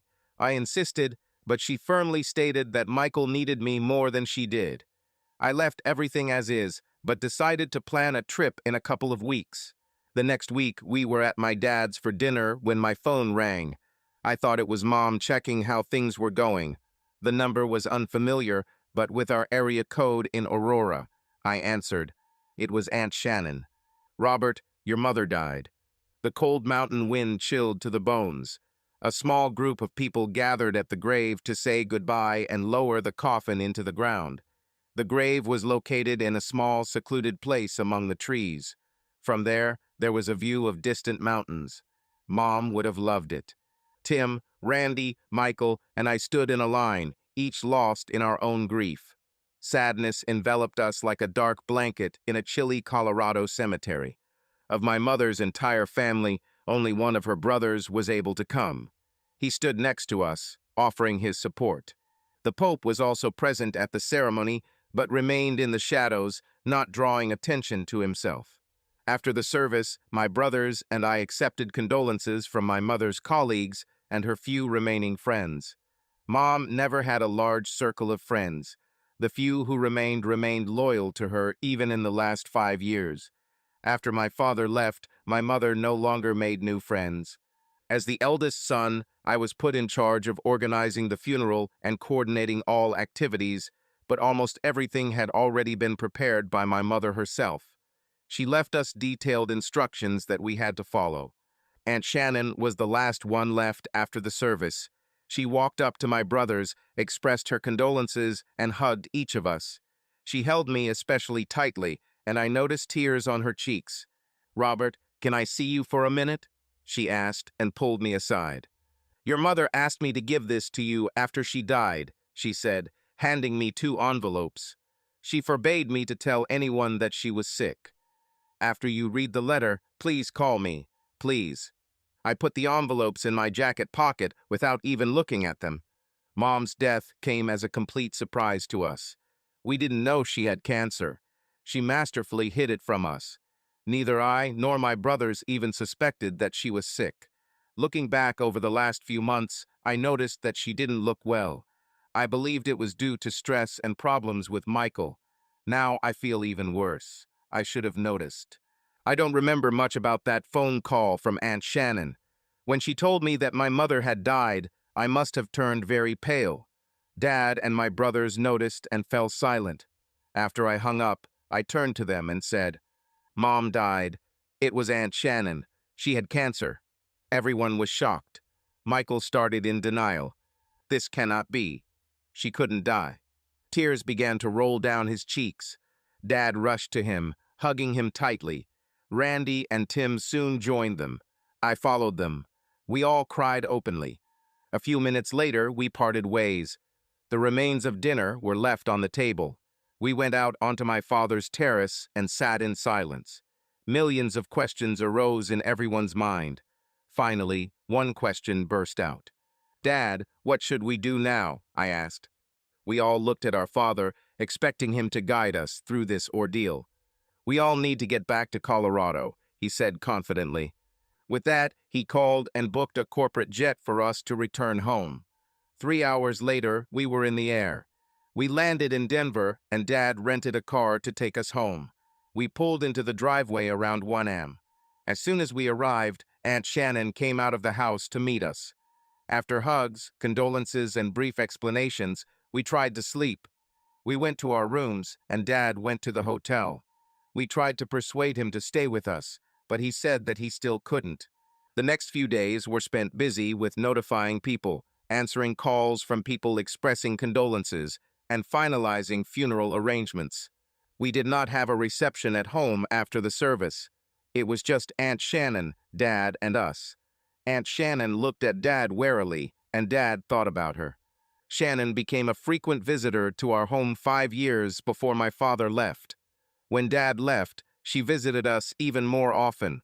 She was Mom's good friend. Shannon cooked a small dinner for us, and we ate mostly in silence. After dinner, we cleared the table and went into the living room. The conversations were very sparse. Each of us was immersed in our own thoughts. Shannon started the conversation by asking a couple of questions. At first, she addressed me, but soon we all became involved in discussions. I noticed that Shannon was very adept at asking questions. She asked about pleasant memories and gently encouraged us to open up. Dad hardly took part in the conversations. Shannon would give him a pleading look and then turn her attention back to one of us. This went on for a couple of hours.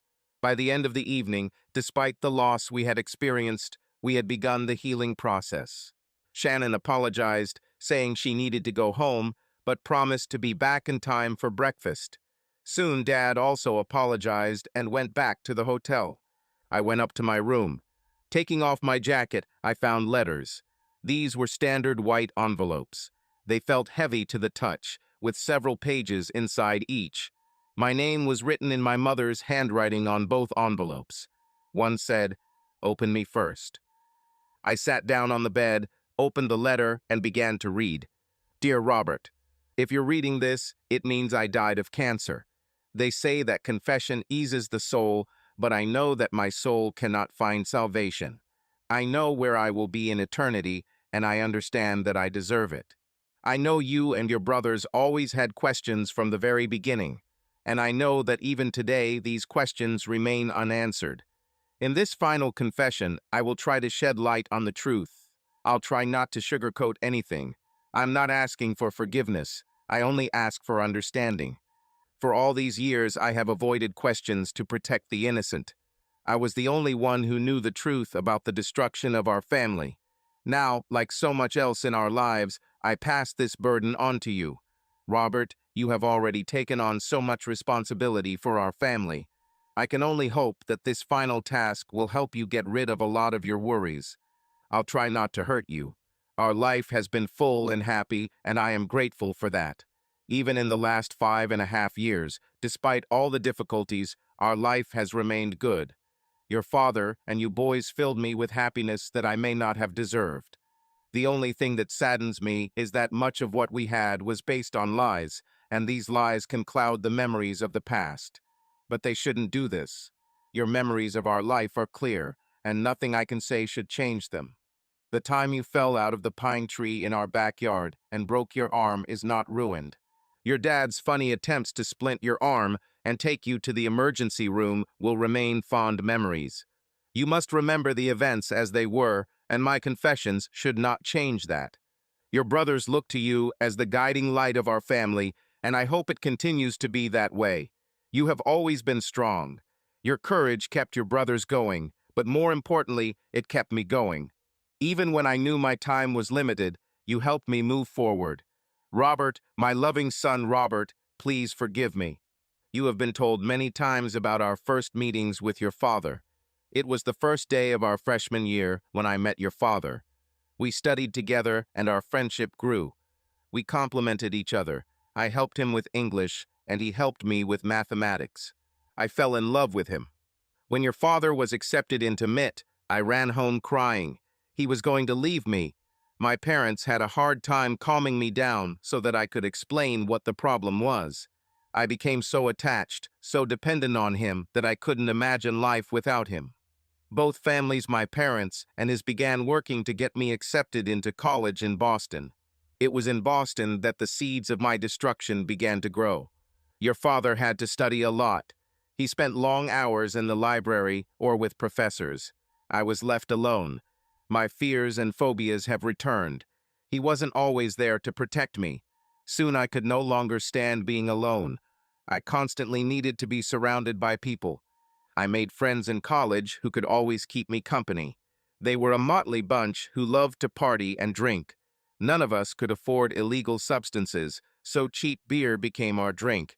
Several times when everyone was about to leave, I began to panic. I didn't want to be alone. I flirted with guys to keep them going. It didn't go anywhere, but I never told your father about it. This flirting later became the reason why we are where we are today. After we received our diplomas and returned home, our lives stabilized. Among friends and family in Colorado, my fears were assuaged. The wedding was everything I dreamed of. I was madly in love. We have a good marriage. Your father got his dream job. I got a job at an insurance company. The job wasn't difficult and didn't require a university degree, but that didn't matter. We were happy and had enough money. But my demons were not that far from the surface, and after a few months they burst out into the open. At first, your father's work began to take up more and more of his time. I was left alone again. Old fears returned. I started hanging out with friends from work so I wouldn't be alone. After work, we often went for a drink. There were both men and women among us. One of the men, Robert, worked in the reinsurance department. Come to think of it, he was a bit like your father. One evening, everyone was rushing home due to the worsening weather. Perhaps it was my fears, insecurities, or too much alcohol, but I started flirting with Robert. He responded to my flirting. We decided that he lived not far from me, and I agreed to go after him. But instead of taking me home, he took me to his place. He offered me a drink, and for some reason I agreed.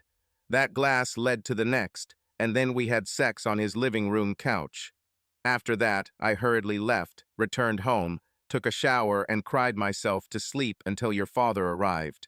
The next day, Robert approached me at work. I tried to tell him that I made a mistake last night, but he silenced me and took me to the closet. "We can't talk here. They might hear us." He locked the door. "What did you say about the mistake?" He came up to me and tried to kiss me. I resisted. Then he became rougher. From then on, Robert used me whenever he wanted. I couldn't stop him. I tried to leave several times, but I couldn't. I couldn't tell your father. This went on for several months. Robert has always been rude. When I got pregnant, I was delighted. I so wanted a child from your father and hoped that it would change my life for the better. It worked partly. Throughout my pregnancy, I felt support and love from your father. A few days before you were born, I began to realize that my life was finally taking on the strength that I so lacked. Robert, I have always believed that you are a true gift of fate. Your father and I tried to conceive a child, and when I found out that I was pregnant, I was sure that everything would finally be fine. But Robert blackmailed me that if I didn't name the child after him, he would tell my husband everything. When you were born, you looked so much like your father. We were happy. I stayed home for a couple of months to take care of you, and now my life is complete. I never felt alone again. You were my savior even as a child. When I returned to work, I was faced with a reminder of the past. Memories of old fears and pain came back to me, causing anxiety and restlessness. It soon became clear to me that I needed to change something. After some time, I left my job and began to look for an opportunity to work from home so that I could spend more time with you and your brothers. Over time, I again began to feel loneliness and inner emptiness. It was a difficult time for me and depression took over again. My colleague Susan came to my aid. She convinced me to take a little break and go to parties. Susan turned out to be a very kind person, but her lifestyle, unfortunately, carried me away. We started going to parties often, and soon I found myself in a situation where I couldn't resist communicating with people I barely knew. A couple of months later, I became pregnant again. The parties quickly came to a halt with the onset of pregnancy. Tim was born 9 months later. At that time, I still believed that your father was the best father for our children and that we would be able to save the family. You all resembled him, dark hair and bright smiles. Your father wanted to name him after his father, but by this time I had already lost some of my respect for him. I ended up choosing the name Timothy after one of my favorite characters. After Tim was born, I decided that I needed to focus more on my family. Susan and her friends were gone from my life, but the effects were still felt. A few months later, I became pregnant again. Your father was in seventh heaven. He had 3 sons and hoped for a daughter. I didn't care. When my fourth son was born, I realized that a lot had gone wrong. I began to have internal doubts and fears. I felt that I could not cope with the role of a mother. Michael was different from his brothers. He had a different character, and I was afraid that this would be noticed and judged. Your father and I decided that I should have the procedure so that I won't have any more children. He was happy with 4 sons, and I was afraid that my anxiety and fears could affect our family. We continued to work on our relationship for several more years. I didn't go back to work after Michael was born and focused on you boys. I became the mother I always wanted to be. By this time, I had lost respect for your father, since it seemed to me that he did not notice my inner state and did not provide the necessary support. I believed that he was more concerned about his career than my well-being. At some point, I realized that I needed help. One night, as I was walking back to my car, a man approached me and I reacted with unexpected aggression. This incident became a signal for me that it was time to seek support.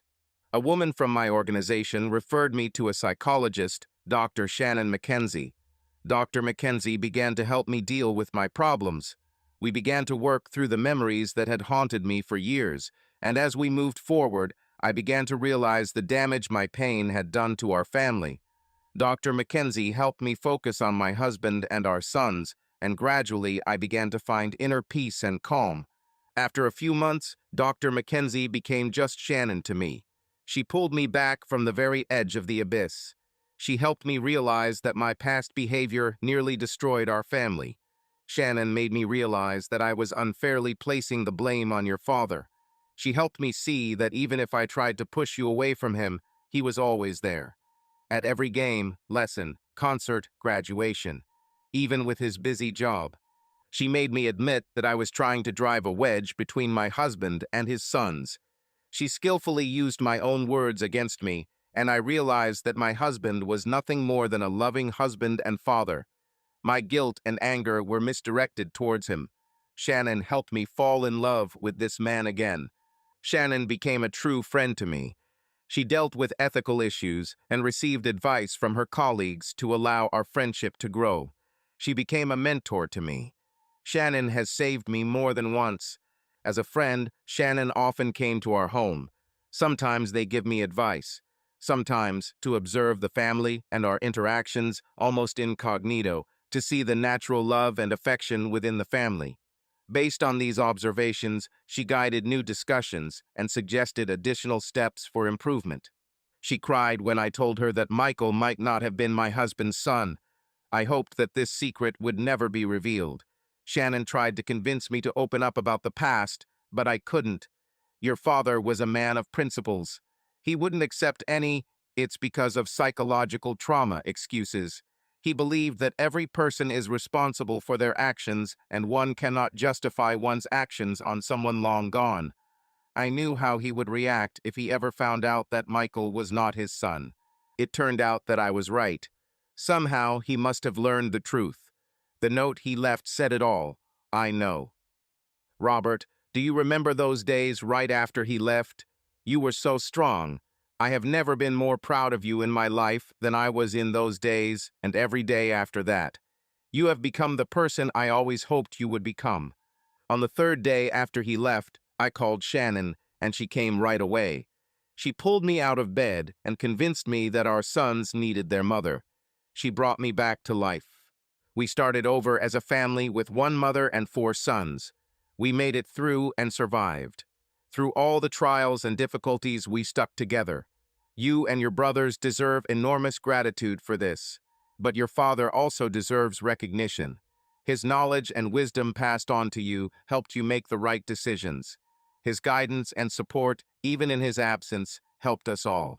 I tried to find him more than once. First of all, I turned to our friends, families, and colleagues. No one has seen or heard of him. It seemed as if he had disappeared from the face of the earth. I knew someone at his job must know something. He was too important to just leave. A few months after he left, the FBI contacted me. The agent asked me questions for over an hour. I admitted that I cheated on my husband and that he found out about it. I tried to convince the agent that your father is an honest and reliable man. I said he would never betray trust. With that, they left. A few more months later, I called his work again.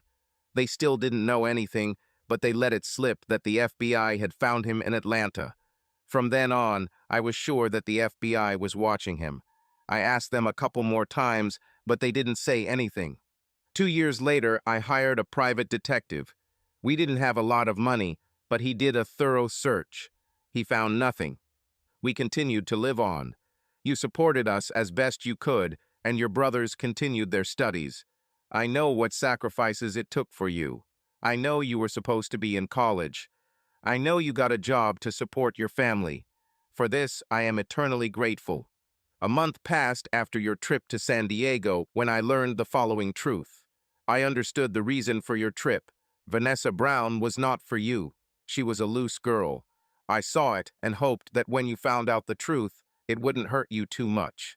When you returned from San Diego, you became a different person. You have become more confident, aware, and caring towards your brothers and me. Just before your trip, I started feeling a little strange. The food stopped being tasty. Cramps appeared, and I began to lose weight. During your trip, I decided to see a doctor. Several tests showed that I had cancer. At the time of discovery, the cancer had already spread. The prognosis was disappointing. I could delay the inevitable, but the end was still near. Then I made a second discovery. While searching through your father's desk for insurance documents, I came across the DNA test results. I, like your father, realized the depth of my betrayal. It destroyed me. Now I understand why your father never returned. If we switched places, I would have done the same. This information finally decided my fate. I wanted to end my suffering prematurely, but Shannon convinced me that I needed to do everything possible to leave everything in order. Since then, I have dedicated my life to providing for you and your brothers so that you can move on without me. I referred Tim and Randy to San Diego State University. Then I convinced Michael to go there to be with them. I knew it would make you stay with them. Robert, I did this for two reasons. I didn't want you to sit next to me and watch me die. I had already done too much to destroy our family to let my death become another dark event. And I didn't want to be celebrated as the hero in this story. You all need to start a new life away from me and live the way your father wanted. When Tim and Randy were accepted into the university, I was over the moon. Michael's breakdown provided the opportunity to send him to his brothers. I knew it would make you support Michael. I hated using you this way, but I thought it was the best way. Robert, as I lie here on my deathbed, I look back at all the good things my life has brought. You, Randy, Tim, and Michael are a blessing to this world. You must protect them. I know Michael has problems, but maybe the truth will set him free. I know the end is near. There is one last piece of information I want to pass on to you. Last year, one of my friends said she thought she saw her father in San Diego. Robert, you have to find him. The thought that you boys will be able to meet and talk with your father gives me inspiration. I know that the disease will soon take its toll, but knowing that your father can support you will allow me to leave in peace. You must tell him my story. I know he will never forgive me, but he must forgive himself. He must help restore what I destroyed. I never divorced him, and he remains Michael's legal guardian. He will take care of Michael, no matter who donated his DNA. An FBI agent can help. Call him. As the days come to an end and the pain intensifies, I realize that all the blame for this tragedy lies with me. As I lie here alone, dying, I realize that this is the only right path for me. 1. I loved one man and destroyed that same man. We built a family on lies and deceit. When this deception was discovered, as it always happens, our family collapsed like a house of cards. The only thing that kept our family from completely collapsing was your father's character. The love he poured into you all got you through the toughest times. Your father, and I use this word with full respect, was not to blame for this chaos. I know he is your father, regardless of the DNA test results. He was there when it mattered. He's a good person. Find him. He will ask for your forgiveness. He will try to take responsibility. Be his son, accept the man's small weaknesses, and become a family again. Robert, cancer is very close. I feel how it eats me, but I don't want to dull the pain with drugs. I know you want to come home to see me, but I can't allow it. That's how it should be. I should be alone, and you should be in the arms of your family. When I die, I imagine you and your brothers living with your father. Every day I lie in bed and hope that you find him. If you find him, tell him I'm sorry and that I loved him. Do it for me, in memory of me. Your loving mother, Sandy. P.S. Second letter for your father. I told him everything just like you. If you ever find him, please give him this letter. Robert folded the now tear-stained letter and put it back in the envelope. In his hands was a second letter for his father. After experiencing the loss and realizing the truth he had received, Robert cried all night. The next morning, all the brothers and their father read the letters together. Robert called Shannon, and she arrived shortly after. Shannon began with stories about a woman who struggled with demons and tried to find peace. She then focused on healing this family. With love and forgiveness evident, she knew this family could survive. The sons and father would be happy again. A week later, their mother's house was sold in Colorado. Robert stayed behind to complete the deal, donating most of the furniture to charity and sending his personal items to San Diego. Before leaving, Robert took one last look at the house in which he grew up. He remembered all the good times. Bad memories didn't come to mind. With that, he locked the door, got into the car, and headed west to his family. 5 years have passed since their mother died. During this time, the sons and their father prospered. Tim and Randy graduated from university and got good jobs in their area. Robert had returned to university and was now working toward his master's degree. Michael has put his past problems behind him. Under his father's guidance, he excelled academically and attended the University of California, San Diego. Another important part of Michael's life was music. He played guitar in a fairly successful band that performed almost every weekend in the Gaslamp area. Their father began seeing a therapist recommended by Shannon. He and Margaret worked through old problems and began to move toward a new beginning. There is hope for a happy future for all of them. Subscribe to our channel so that your love doesn't cheat on you, and go ahead and listen to the next story, because this story is nothing compared to the next one. If you're under 18, don't even click to the next one.